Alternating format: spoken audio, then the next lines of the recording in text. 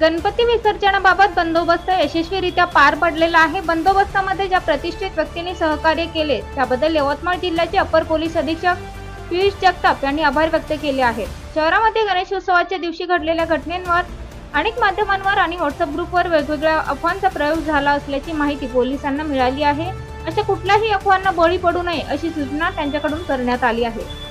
एका व्हिडिओ क्लिपची माहिती पोलिसांना मिळाली असून त्यावर सुमोटो कारवाई करण्यात येणार असल्याची माहिती यवतमाळ जिल्ह्याचे अपर पोलीस अधीक्षक पियुष जगताप यांनी दिली।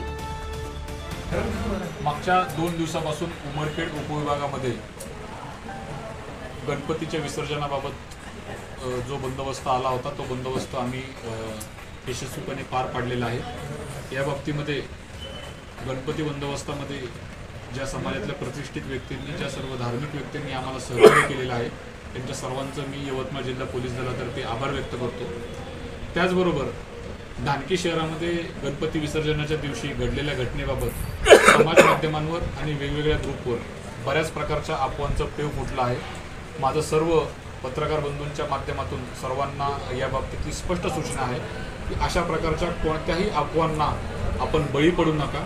याबाबत कोणतीही माहिती आपल्याला आवश्यक असल्यास पोलीस विभागाशी आपण तात्काळ संपर्क साधू शकता।